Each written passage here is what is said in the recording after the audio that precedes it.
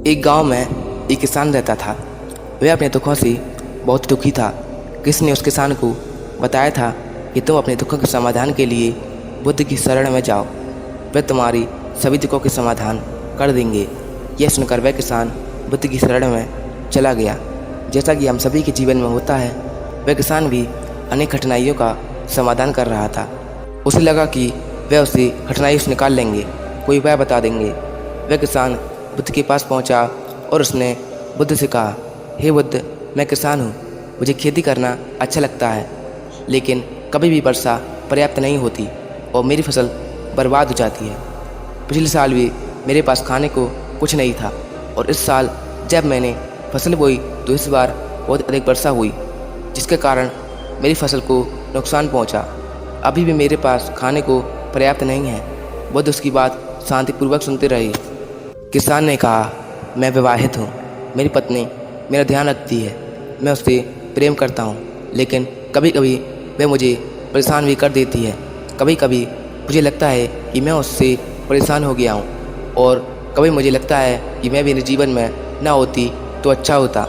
मेरे बच्चे भी हैं, वो भोले हैं, पर कभी भी मेरी अवज्ञा कर देते हैं और कभी तो वे मेरी बात नहीं मानते, तो मुझे ऐसा लगता है कि मानो मेरे बच्चे ही ना हों।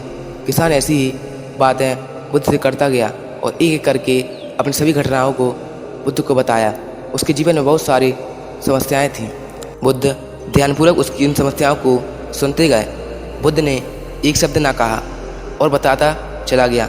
आखिरकार बताते बताते उसके पास बताने के लिए कोई और समस्या ना बची। अपना मन हल्का करने के बाद वह चुप हो गया और प्रतीक्षा करने लगा कि बुद्ध उसे कुछ बताएंगे, लेकिन बुद्ध कुछ भी ना बोले।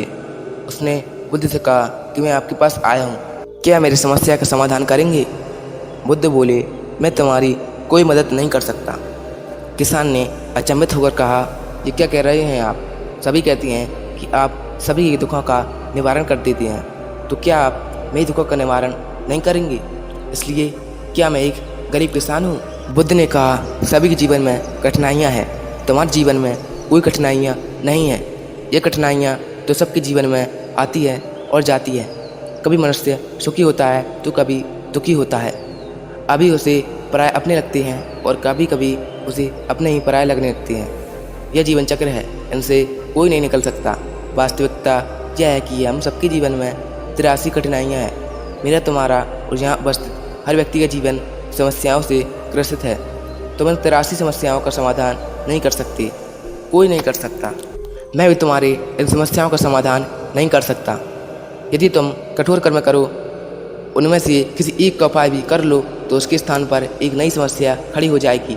जीवन का कोई भरोसा नहीं है। एक दिन जिन्हें तुम चाहते हो वह तुम्हें छोड़ देंगे और चले जाएंगे, और एक दिन यह जीवन भी तुम्हें छोड़ देगा और तुम भी यहाँ से चले जाओगे।